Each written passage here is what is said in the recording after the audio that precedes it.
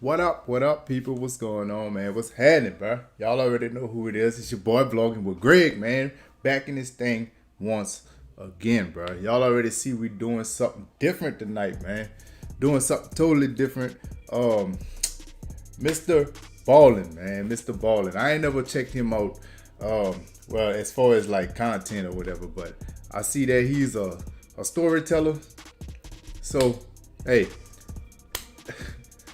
Stories is always good, man. I like hearing stories, bro. Especially like from the older folks. I always like hearing stories from them people. So, yeah, we definitely gonna check him out, man. Definitely gonna check him out, bro.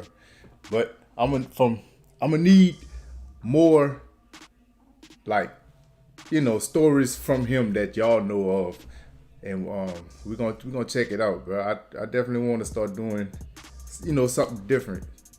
Give us something different to look at, something different to watch, So, yeah, so we're going to check that out real quick, man. It should be good, though. It definitely should be good, though, bro. So, we're going to check him out, man. Let me get this set up right quick. Get him popped up right here right quick. Yeah, so, I don't know.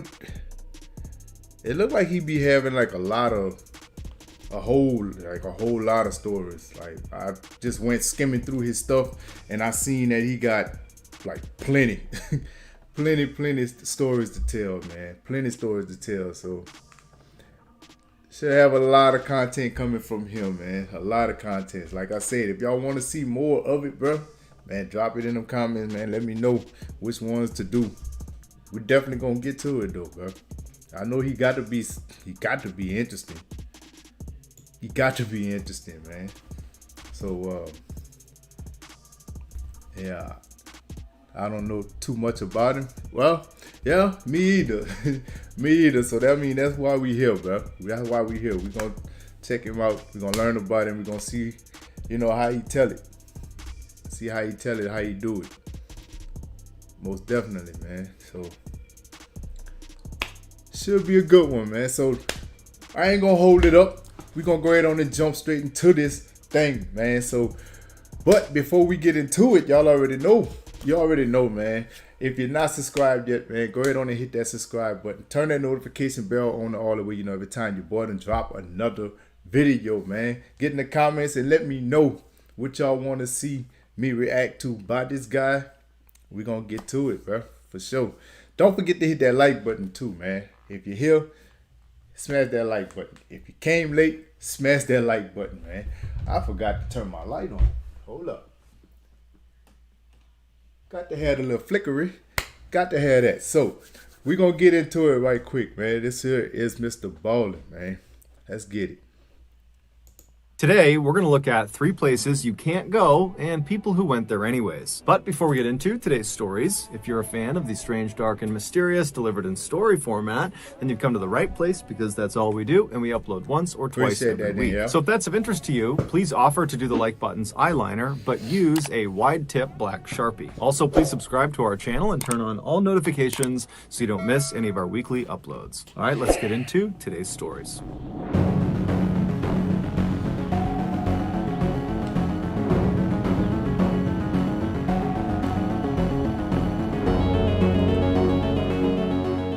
If you hop in a boat just off the coast of Aberdeen, Scotland, and you cruise eastward, after about 7 hours, depending on your speed and the weather, you would come across this massive man-made structure jutting up out of the ocean. It looks like a cross between a construction site and a corporate office building sitting on top of 100-foot-tall metal stilts. It's called Magellan, and it is an offshore oil rig, and it will remain in place until all the oil has been sucked up in that area. The people who work, often for weeks or months at a time, on rigs like Magellan are known as roughnecks, and they have one of, if not the most dangerous job in the world. All exterior surfaces on these offshore rigs are always slick, either with water or oil, and so there is a constant risk of falling, sometimes hundreds of feet. I heard that too. A lot of guys that I talked to that have worked on offshore rigs, they have told me that. They say like that's like one of the most dangerous places to work. Like, you always got to be cautious of what you stepping on, where you stepping at, and how you doing it, how you move, and everything. Like, it's completely dangerous, and everything that you work with on there is huge, it's big. So I have heard that, man. Definitely heard that. Kyle, what's up, baby? What's going on, man? What's going on? Appreciate y'all being in here with your boy, man, for sure. Exterior surfaces on these offshore rigs are always slick, either with water or oil, and so there is a constant risk of falling, sometimes hundreds of feet. If you're up on a higher platform, you could fall to a lower platform, which could be fatal, or you could fall clean off the rig all the way to the ocean 100 plus feet below. If you add in some bad windy weather, the risk of falling increases tenfold. Also, the crude oil that these roughnecks are drilling for is highly combustible, and so fires are a huge concern as well. And if that wasn't risky enough, there's also this phenomenon known as a blowout, where basically the oil well that the drill is actually drilling into will just explode. Now, all rigs have some sort of mitigating equipment to try to save themselves in case this occurs, but in reality, if it happens and you are unfortunately near the drill when it happens, you are likely to be killed or maimed. While the downsides of working on an oil rig are fairly obvious, the upsides are too. Namely, your pay is fantastic. In 2000, a 41-year-old father of two named Gordon Moffat was a roughneck working on the Magellan. His primary job was to perform maintenance on the drill. Now, these offshore rigs work great most of the time, but they do have a habit of breaking down fairly often. And for a drilling company, anytime they are not sucking out crude oil, they're losing money. And so it was just a known thing when you worked on one of these rigs that as soon as there is an issue that causes the drill to stop working, it must be fixed immediately. Whether it's day, night, horrible weather, good weather, it didn't matter. It had to be fixed right away. And so on the night of October 9th that year, Gordon had just gotten back to his quarters to end the day when he got a call on his radio that he was actually needed to come back out to fix a problem that had stopped the drill. Now, Man, that sounds like that ain't no life at all, man. Like, I ain't knew it was like that. I ain't knew it was that strict. Like, soon as it's pretty much always a problem. Bro, that's way too many call outs there. Oh no, I can't live like that.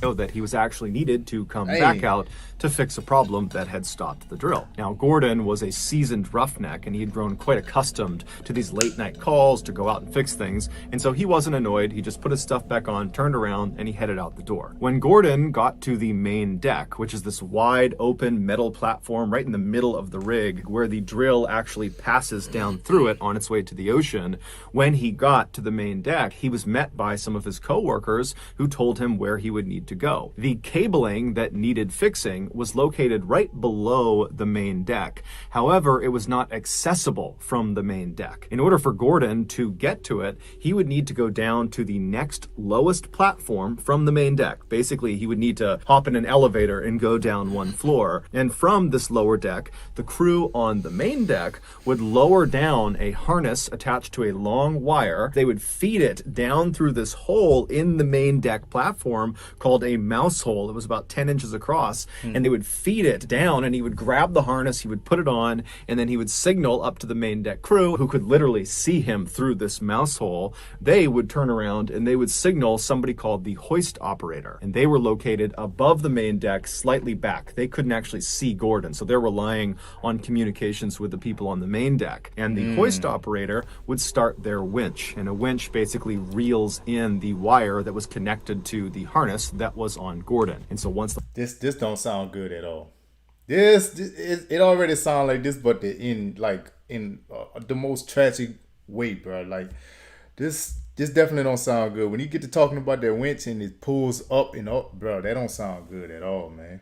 At all. He reels in the wire that was connected to the harness that was on Gordon. And so once the hoist operator was informed, he'd turn on the winch, and then Gordon would be raised up until he could access these cables, and then he'd do his maintenance and be lowered back down, and that would be it. Now, Gordon and the crew had done maintenance using this winch system many times before, so this was a very routine fix. So Gordon made his way from the main deck down to the slightly lower deck, and he looked up at the mouse hole, and he watched as the main main deck crew members lowered the harness with the wire attached to it down through the mouse hole. And so Gordon grabbed the harness, he put it around his waist, and he secured it. And after he was sure it was on correctly, he signaled up to the crew on the main deck that he was ready to start. And they in turn turned around, they flagged the hoist operator who started the winch. And so very slowly, Gordon was lifted off the platform he was standing on, and he was brought up after several minutes, all the way up about 10 feet to access these cables. And as soon as he was parallel with them, he waved to the main deck crew, who were not far from him at this point, and he said, "I'm good." And so they turned around, they told the hoist operator, who stopped the winch. And so Gordon got his tools out and he began working on these cables, and the whole time he's trying to stay in one place because the wind is whipping through and he's kind of dangling and swinging around. And then eventually he finishes the repair. Dude, that picture, just that picture by itself, bro. Man, look at that, man. It ain't, boy. You gotta have some big kahunas to be talking about getting up under a platform like that when it is nothing but water up under you, bro. I think that's all it is up under him, bro. Oh yeah, you brave. Very brave. Ben got his tools out and he began working on these cables, and the whole time he's trying to stay in one place because the wind is whipping through and he's kind of dangling and swinging around. And then eventually he finishes the repair. The cables are good, and so he signals the crew on the main deck through the mouse hole that he was good to go. "You can lower me back down now." And so the main deck crew, they turn, they wave to the hoist operator to go ahead and lower Gordon, and the hoist operator, he gives the thumbs up and he starts the winch. However, the hoist operator accidentally forgot to switch the direction of the winch. And so when he started it again, instead of the winch spooling the wire out and lowering Gordon, it continued to reel the wire in, pulling Gordon upward. Now, the winch did not move very quickly, and so it wasn't like Gordon is rocketing up towards the mouse hole. However, this problem was immediately recognized by Gordon and the main deck crew, and so they're frustrated. They're yelling up at the hoist operator saying, "Stop, stop, stop, reverse the winch." They're all waving and flagging this guy down. But the hoist operator, after he had hit start on the winch, had just kind of turned around, because this is a routine thing they've done a million times before. And so he's not looking at the crew on the main deck. So he has no idea what's going on. And it was so windy and loud that night on board the rig that he couldn't hear their cries. So the winch just continued to reel in the wire, slowly raising Gordon closer and closer to the mouse hole. Now, Gordon could not get out of his harness unless he was on the platform below. So there was no way to escape the situation he was in. And so Gordon, after a few seconds of this not stopping and him continuing upward, he starts screaming. He's not annoyed anymore. He's terrified. And so is the crew on the main deck. They are now frantically screaming at the hoist operator to stop the winch, but nothing is working. And so one of the main deck crew members, sensing that they need to do something different to get this guy's attention, he runs away from where the mouse hole is to this nearby phone. And this phone is connected up to the hoist operator station, and he picks it up and it starts dialing. Up in the hoist operator station, he's still not paying attention when the phone rings. He grabs the phone, puts it to his ear, and immediately he's hit with screams to stop the winch. And so the hoist operator, totally confused, whips around and hits stop on the winch. But it was too late. Just a few moments earlier, Gordon had finally been pulled all the way up right to the entrance of the underside of this mouse hole. And as he reached this hole, he tried to position himself in a vertical position so that maybe he could slip his upper body into the hole and he could just kind of slide through the hole. He'd still be hurt by it, but it would limit the damage. However, because of his harness being on his waist right in front of him, he couldn't get himself into a vertical position. He could only lay back in a horizontal one. And so when he reached the underside of the main deck and he's looking right at this mouse hole, he just put his arms and his legs out and tried to push himself back as if he could fight the winch and keep himself from going into this hole. But there was nothing he could do. And so his pelvis first was pulled into the 10-inch hole. And as his body begins to literally break in half, he's screaming out in pain. And then by the time the hoist operator had hit stop, Gordon was already deceased. Bro. Oh, man. Bro, just for a second, put yourself in that position. Just think, like, just knowing that you going, like, this is the end. Man, snapping in that's too much, man. Bruh, I know that got to be one of the scariest feelings in the world, man. That's just knowing, like, you just watching your debt coming towards you, bro. That got to be the worst feeling. It has to be the worst feeling, bro. Into the 10-inch hole. And as his body begins to literally break in half, he's screaming out in pain. And then by the time the hoist operator had hit stop, Gordon was already deceased. And only a section of his torso actually made it up through the hole. Gordon's company was found guilty of being blatantly delinquent on many safety protocols. And so they were fined 60,000 pounds. And then they paid an undisclosed amount to Gordon's family. Before we get into our next story, I want to talk about today's sponsor, Current. Current is the future of money management. It's done. Look, hey, on the job, that's why they always be talking about, like, not becoming, like, complacent. Like, you just repeat the same routine over and over. Now you done got used to doing this. So now you think, all right, I'm going to just do this. That's going to be the end of it. You know what I'm saying? Like, you just know that you done did the right thing. Nah, but you have to be cautious at all times. But I don't care what you doing. I don't care how many times you did it. You still have to make sure that you did it the right way, bro. Like, there ain't no such thing as just tapping in and just turning and going but your business. Especially in this situation here. And you know, like hearing somebody is very limited in that section. Man, look, don't take your eyes off of nothing, bro. Nothing. Man. Whew. Entirely on your phone and with a debit card. Here's mine. But what they announced just last month is why they're so popular right now. They launched... Oh, no. Gotta get to the story. And in 40 years, now is a great time to jump on this offer. It's like you're signing free money. 10 people who get 5. Ivan, who lived in... All right, here we go. In October of 1994, a middle-aged man named Ivan, who lived in Estonia, which is a country in Northern Europe, was walking in this forest looking for firewood. This forest butted up against the town he lived in, which was called Timiku. And so as a result of his proximity to it, he had spent a lot of time in these woods over the years. But in general, his exposure to this forest was just on the fringes. He would only look for firewood along the perimeter of the woods. But for whatever reason, that day he was just really having a hard time finding good firewood. And so at some point he decided to just walk deeper into the woods to see if he would have luck in there. And so he turns and starts walking into the forest.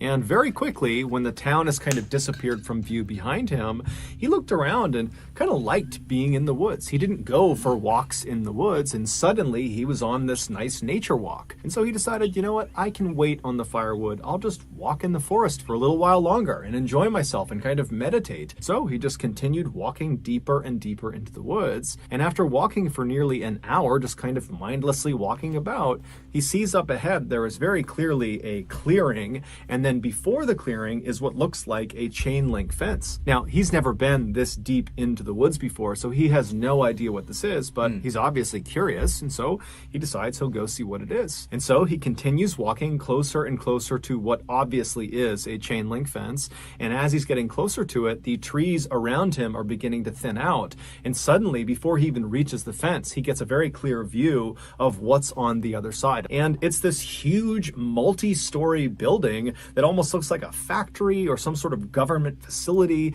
And it's sitting maybe a couple 100 feet away from the fence, right in the middle of... Immediately turn around and go back the other way. You got a building sitting out there by itself. It looks like it ain't been, like a soul ain't been in there in ages. Bro, no. You see that?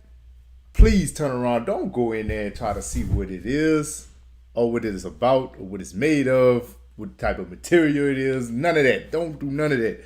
Turn around and go about your business, bro.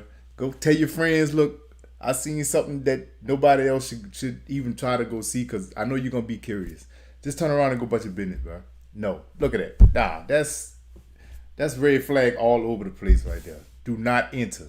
at all. Facility, and it's sitting maybe a couple 100 feet away from the fence, right in the middle of this property, and there's really nothing around it. It's just this cleared out big open area with this big building right in the middle, and there's a fence all the way around it. And so Ivan is totally intrigued by this, and so he walks right up to the fence, he grabs onto it, and he tries to look and figure out what this building is, but there's no clear signage on it, and there's no people anywhere. It's completely barren. There's nothing but this building. And then he notices there's obviously graffiti on the sides of this building, and the doors and windows appeared to be boarded up.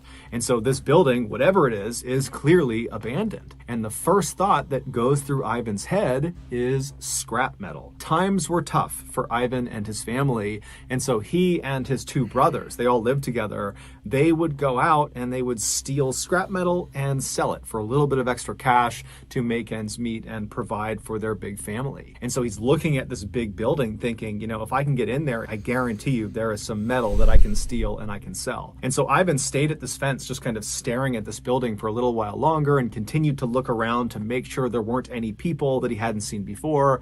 And after feeling satisfied that this really was a totally abandoned building, he turned around and began hustling back towards town. And when he finally made it to town, making sure to grab some firewood along the way, he rounded up his two brothers and he told them about this find in the forest. And they all very excitedly agreed that that night they would go right back out there and they would go inside the building and see what they could find. And so around 9 p.m. that night, the brothers met up and they had flashlights and a set of bolt cutters, and they headed into the nearby forest and they marched their way all the way up to this fence that Ivan had found earlier in the day. And they lifted their flashlights up and they scanned through the fence all over the property. And when they didn't see anyone, they put their flashlights down and one by one they climbed up and over this fence. And then once they were all on the other side, they began making their way up to this huge building sitting in the middle of the property. And when they got up to this building, they confirmed it definitely looked like it was abandoned, except all of the doors and windows were sealed in such a way that even with bolt cutters, there was just no way to pry them open. They were not going to get inside this building. And so after a little while of still trying to kind of smash their way into this building, the brothers all linked up and they decided, you know what, we're not getting in, and the longer we stay here, the better the chances are that we get caught. And so let's just head back. And so feeling totally dejected, they turn and they start walking back towards the fence they hopped in on. And as they're walking along, they're kind of shining their lights left and right and looking around. And off to the far right side of the property, there is this small shack that they had not noticed on their way in. And so the brothers look at each other and they're like, hey, we're already on this side of the fence. We might as well go check it out and see what's inside of it. Maybe there's scrap metal in there. That's why stuff always happening, bro. That's exactly why things always happening. No, bro.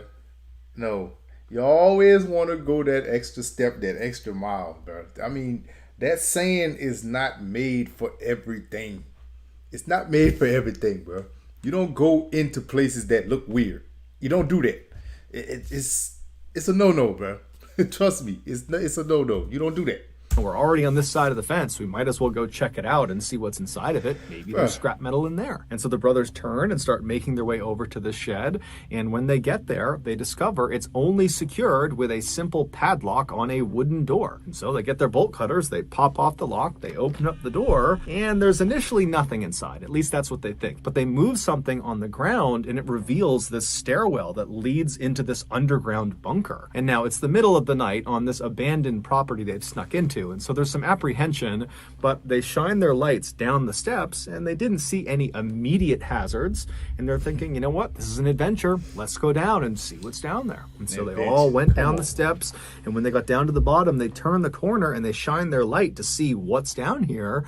And what was down there was this huge cellar that was full of scrap metal. There was metal all over the ground, and then there were also these shelves that went as far back as their lights could shine, and on the lower shelves there were these weird square metal boxes that almost looked like briefcases, and then above those on the top shelf were 55-gallon aluminum drums. And in the brothers' experience, these drums were very, very valuable. Yes. Except they needed to make sure they weren't full of some liquid, because if they're full, they weigh like 500 pounds, and there's no way they'd be able to get them out, and then trying to open them up and spill whatever's inside of them is hazardous for a lot of reasons. And so they walked over to the first 55-gallon drum they saw, and they pushed it to see if it was empty.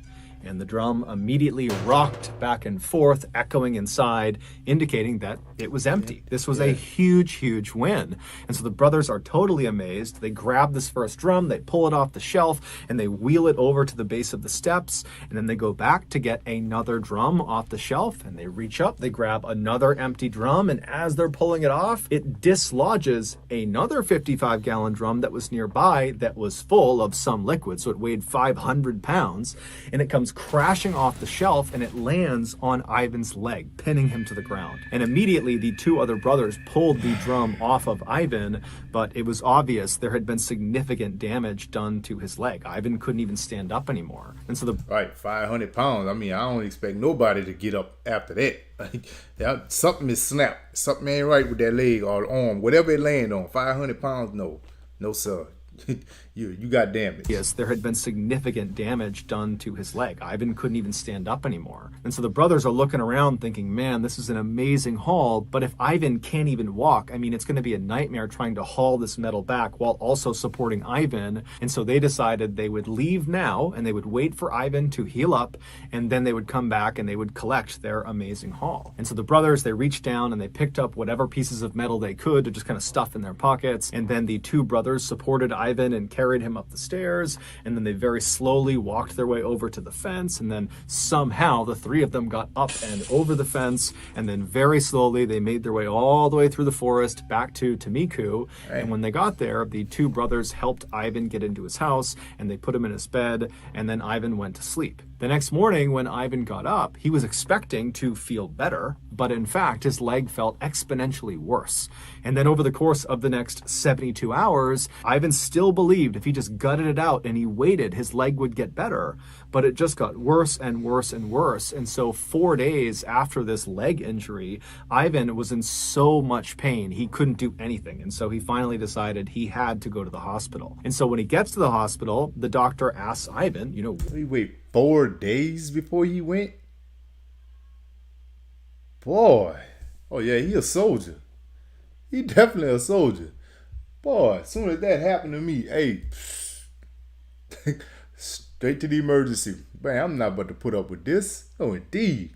500 pounds to land on me? Man, no, indeed. I'm not about to act like, nope, not about to act this tough guy today. Decided he had to go to the hospital. And so when he gets to the hospital, the doctor asks Ivan, what happened to your leg? And Ivan would tell him that, I was in the woods and a tree fell on my leg, because he didn't want to admit to trying to steal scrap metal. And so the doctors, they accepted this. It seemed totally reasonable based on what his injury looked like. And so they admitted him to the hospital. They put him in his hospital room. And right away, the doctors and nurses began administering all the treatments and things they would do for a crush injury. But it seemed like nothing was working. Over the course of the next several days, Ivan complained endlessly of the pain in his leg getting worse and worse and worse, and the swelling was going up, and overall Ivan's health just continued to deteriorate over his stay in the hospital.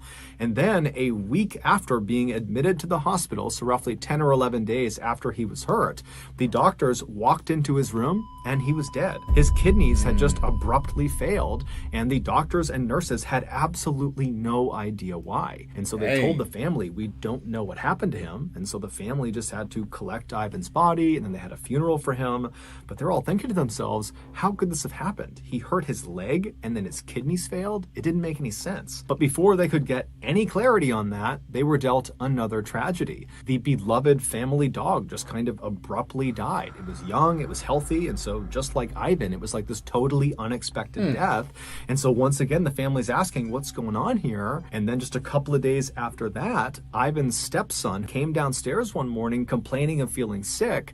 And when his family looked at his hands, they were blistered and covered in boils and looked like he had just reached his hands into a fire or something. But he would tell his family, I didn't do that. I don't know what's going on with my hands. I don't know why I feel so sick. And so the family rushed the boy to the hospital. And naturally, the doctors asked him, how did your hands get this way? What happened to you? And the boy would say, I don't know. But over the course of this initial discussion with doctors, doctors, the boy would tell them that over the last couple of days, he had been sifting through his stepfather, Ivan's possessions, and he had actually been using some of Ivan's tools from his toolbox. Now, the doctors were already aware of the strangeness around Ivan's death, and they were aware of the sudden passing of the family dog. Yeah, evidently something must have spilled or waste out of that, a leak out of that, the one that fell on it.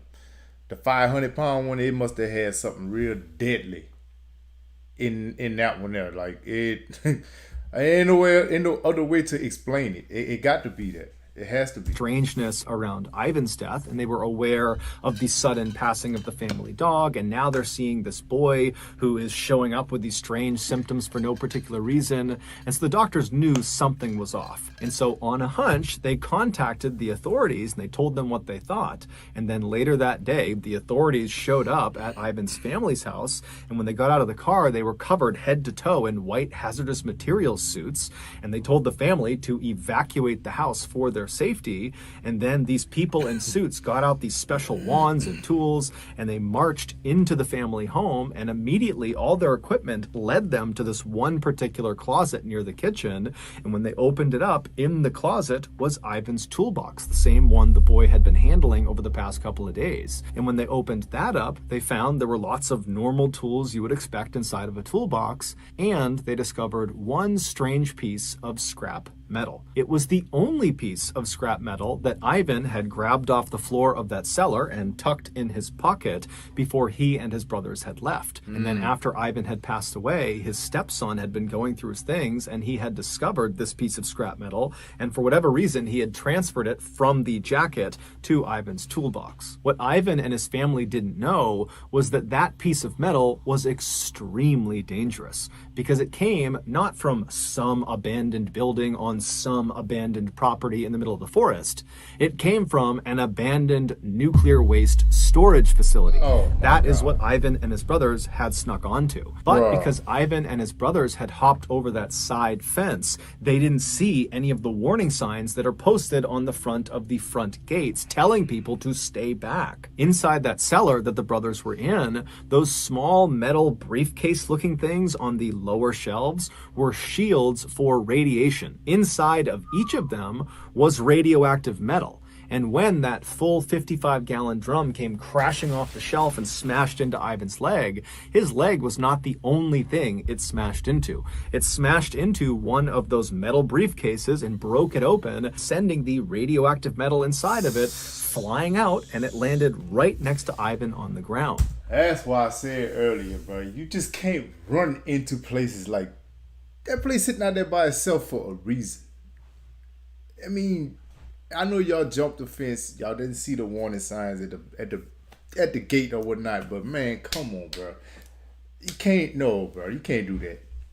You can't do that, man. Like, it's like I said, that place is sitting out there for a reason. It's a special reason for that. It's a reason for why it's fenced off. Don't go in there. Ain't nothing else in there. Ain't nobody else in there. Why would you go? It's sitting way off by itself. Nobody bothering it but you.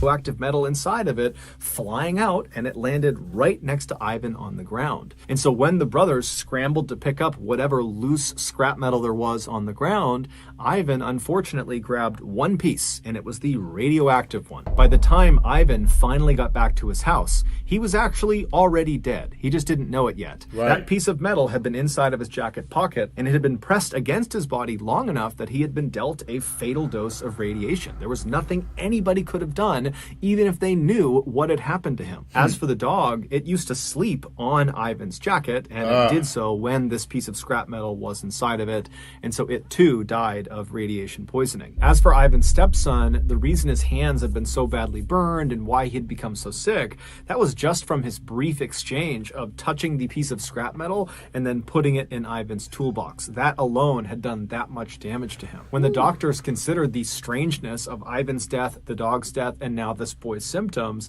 they did suspect radiation poisoning. And so that was how the authorities were able to get to their house and very quickly locate that toolbox. Amazingly, Ivan's stepson and the rest of Ivan's family, including his two brothers, would make full recoveries. However, several months after this event and after authorities had come in and said their house was clear of radiation, the grandmother would suddenly die totally unexpectedly. She was healthy, nothing was wrong with her. And so even though it was not officially cited as having been caused by radiation, many people believe it's from the exposure she had to this piece of scrap metal. Right. Bro, that is like one of the most dangerous things. One of the most dangerous things. But that radiation, dude, that is not nothing to play with, bro. At all, man. Like, that is a life taker automatically. And it ain't nothing you can do about it. It ain't nothing you can do about it, bro. Man, I wish it wouldn't have never happened to him like that. Like, it just was like a chain reaction afterwards. Like, him, the dog, his son, then the grandma, like, people getting sick, bro. Man, I wish it wouldn't have happened like that, man, but I just said things happen though, bro. I hate to say it like that, but I mean, you know, man, just wish it wouldn't have never happened like that. It's from the exposure she had to this piece of scrap metal. The maze. In 2017, 71-year-old Bernard Gore was a retiree living in Tasmania, which is an island state of Australia. In January of that year, he and his wife of 50 years, Angela, decided to go visit their daughter who lived in Sydney, Australia. Now, they made this trip with some regularity, and they developed a sort of routine for every time they visited. They would land in Sydney, and then the first day they would spend it entirely with their daughter at her house.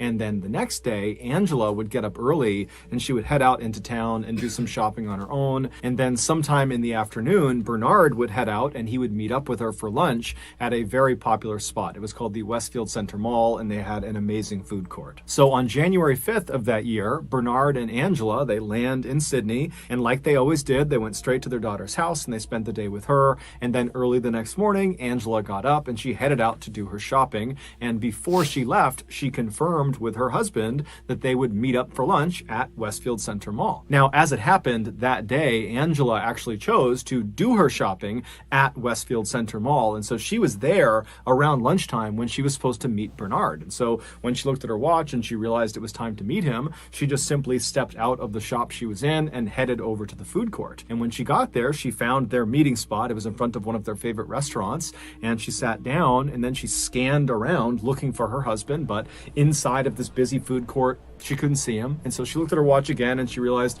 she was a couple of minutes early. And so she grabbed a menu and she began looking for what she was going to order while she waited for him to show up. But 15 minutes would go by and Bernard would not show up. And so now he was late. And so Angela, at this point, she pulls her phone out and she tries calling her husband, but he didn't answer. However, that was kind of common for Bernard, so not necessarily a red flag. Angela would continue to try calling her husband for the next several minutes, and each time he would not answer. And so eventually Angela just gets frustrated and she's thinking to herself, you know, maybe he just got sidetracked and he's walking around the mall somewhere, because Bernard was known for being a big window shopper. And as soon as Angela thought that, she was like, that's got to be it. And it was so frustrating for her that he had just totally blown off their lunch date. And so she stands up, she abandons her table, she's totally annoyed, and she heads out into the main shopping area to go find her husband. And so she's walking along, looking in each of the windows, expecting to see her husband. And at the same time, she's looking over her shoulder back towards the food court to see if maybe Bernard had shown up. But after 30 minutes of wandering around kind of right near the food court and not seeing him anywhere, Angela thinks to herself, you know what? I bet he thought we were supposed to meet at our daughter's house first. And so he probably hasn't even left the house yet. I bet he's just there waiting for me. And so Angela, when she realizes this, she stops looking for him in the mall. She turns around and she begins walking towards the mall exit.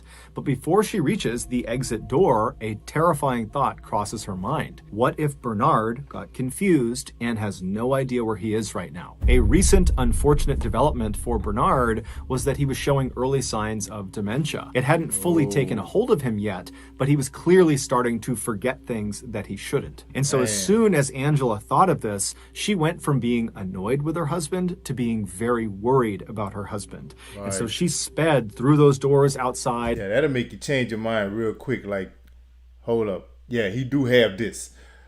Let me calm down. Now things then got serious. You know what I'm saying? Like, no, I'm about to go back and I got to find him. I got to find him, bro. Man, I know that's something nobody wants to go through, like with that. Forgetting things, bro. No, nobody wants to deal with that. To being very worried about her husband. And so she sped through those doors outside and speed walked all the way back to her daughter's house, which was not far from the mall. And the whole time she's walking, she's telling herself she's going to walk inside and she's going to see Bernard. He's going to be in the house. But when she got to the house and went inside and saw her daughter said, "No, Dad left about 2 hours ago to go meet you. I haven't seen or heard from him since." Now, of course, both of them were extremely worried for Bernard, but they decided to just stay calm, that the best thing they could do right now would just be to stay put, stay at their daughter's house and wait for Bernard to eventually come back, because the only other logical place he would go would be his daughter's house. And so they sat at the house, just kind of waiting, looking at the door, waiting for him to come in. But he didn't, and by 8 p.m., 6 hours after anybody had last seen Bernard, he still had not shown up. They couldn't get in touch with him, and so Angela called the police and reported him missing. Immediately, the police contacted the Westfield Center Mall security team and said, "Hey, we're looking for this guy," and they went right down to the food court where Bernard and Angela had said they were going to meet, and the mall security team walked all around, and they walked into all the nearby shops and kind of scanned the immediate vicinity near their meeting spot. But they reported back to police that there was no sign of Bernard. And they would also tell police that after reviewing their camera footage, and this mall had hundreds. That's what I was wondering, if they just called him and told him, look, we couldn't find him and that was it. Like, I was about to ask, did y'all check the cameras? I mean, you got to check the cameras, bro. You got way too many cameras up in that place. I know you had to see something. You have to see something, bro. They would also tell police that after reviewing their camera footage, and this mall had hundreds of cameras covering every angle, inside and out. I mean, everything is covered. They would tell police, after reviewing the footage, we didn't see Bernard enter or exit the mall at any point today. He was not here. And so the police... Oh, yeah, it's time to start worrying now. It's time to send a whole search team out now. A whole search team. Bernard enter or exit the mall at any point today. He was not here. And so the police, they take this information and they go back to Angela that night and they say, "Hey, look, we talked to the mall, and based on their security footage, they have no record of Bernard ever being in the mall. Do you have any idea where he could have gone?"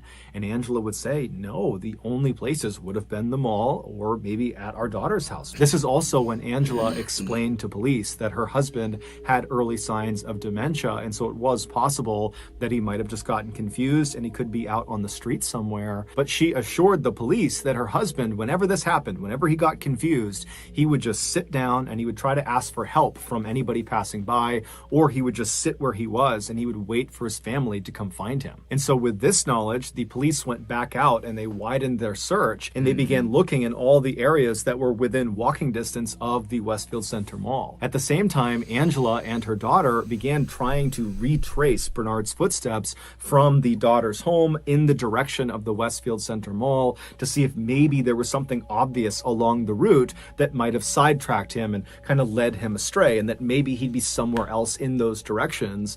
But as they were walking around, there really was nothing that stood out to them. And then eventually it just got too dark out and they had to just turn it in and go back to their house and hope that the next morning when they got up, the police would have found Bernard and that he was okay. But the next morning when they got up, the police had not found Bernard. There was no sign of him. There was no clues, nothing.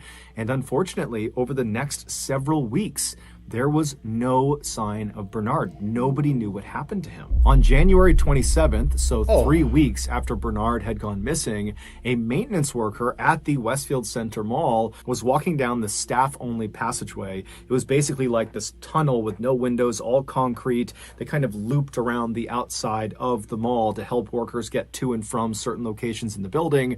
He's walking down this passageway when he looks down this one hallway that was very rarely used, and he sees at the end of it, barely lit up from the lights inside, there looks to be some equipment kind of propped up against the wall. And he's thinking to himself, there's no reason someone would leave their equipment at the end of this very rarely used hallway. It didn't make any sense. And so he decided to walk down and see whose equipment it was. And so he's making his way down, and he's getting closer and closer, and he still can't quite figure out what it is. The lighting's not great, but when he gets close enough to see what it is, he stops where he is, he turns around, and he runs back down the hallway. He finds the nearest exit, he goes outside, and he calls the police. Back on January 6th, on the day that Bernard and Angela were supposed to meet up for lunch, Bernard did leave his daughter's house, and he walked straight to the mall, and he got there. He arrived at the Westfield Center Mall and was picked up on camera walking into their food court.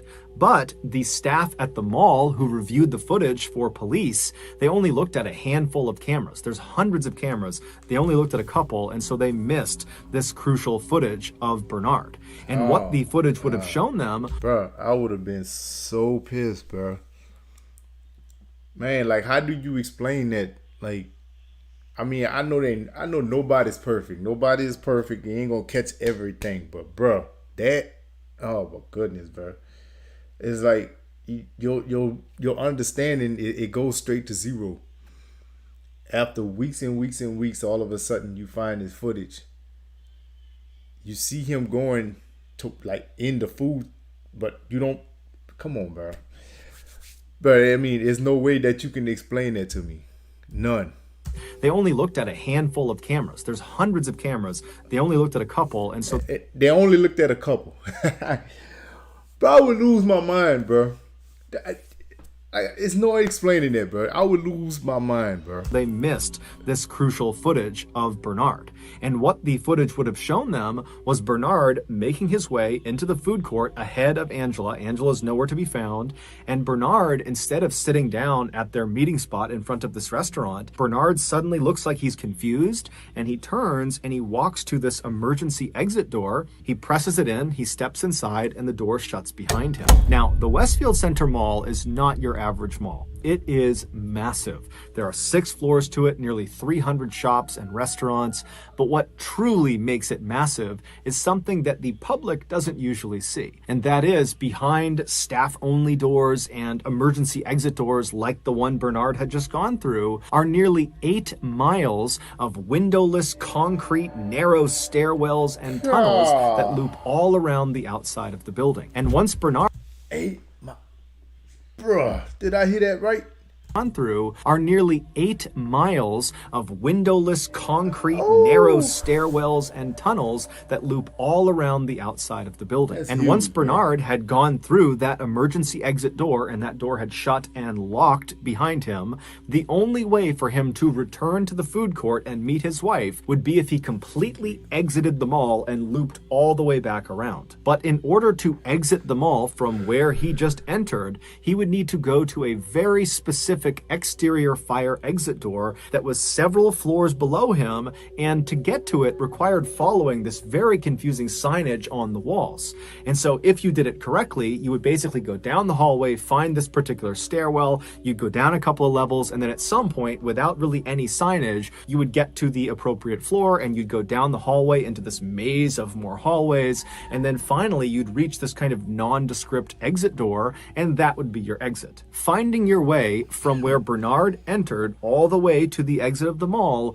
would be challenging for someone thinking clearly, and clearly Bernard was not. Bernard was confused and likely really didn't understand where he was or what he was doing or why he was there, and so he did not follow these directions. Instead, he just began wandering down the hallway, and he would have immediately passed the one stairwell that would have very circuitously brought him down but out of the building. He passed that stairwell and he just kept on walking, and eventually he walked into this staff-only area, which was even more confusing because there was no signs telling him where to go, and virtually every door he encountered would have been locked. And so as Bernard wandered through this concrete maze and got more and more mixed up and confused, he most likely began yelling out for help. But his sound could not have penetrated the walls, which means the only people who could have heard his cries would have been people inside the hallway with him. And unfortunately, unfortunately, this section of tunnels that Bernard had found himself in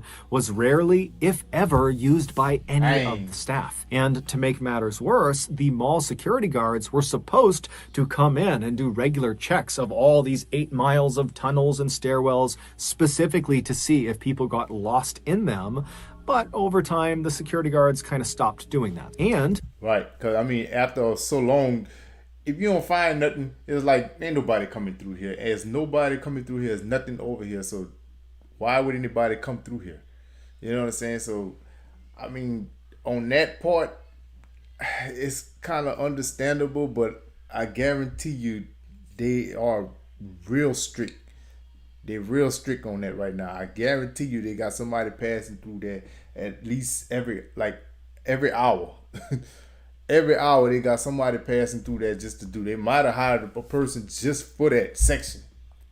Make your rounds through there to make sure ain't nobody through, because we're not going through this again at all. Got lost in them, but over time the security guards kind of stopped doing that. And there were no security cameras inside of this particular segment of tunnels that Bernard found himself in, and there was no cell phone reception, so had he tried calling anyone, it wouldn't have worked. So truly, Bernard was on his own. And so after several hours or days of Bernard aimlessly wandering around this maze, hitting dead end after dead end and reaching locked door after locked door, Bernard at some point turned a corner and looked down at the end of a hallway, and he saw there was a chair up against the side of the wall. And like he was programmed to do anytime he got confused, he rushed over to it and he sat down and he began waiting for a passerby to help him or his family to find him. But unfortunately, help never came, and he would eventually pass away on that chair. On January 27th, that maintenance worker, he discovered Bernard's body. Following his death, the Westfield Center Mall came out and said they made drastic changes to their security system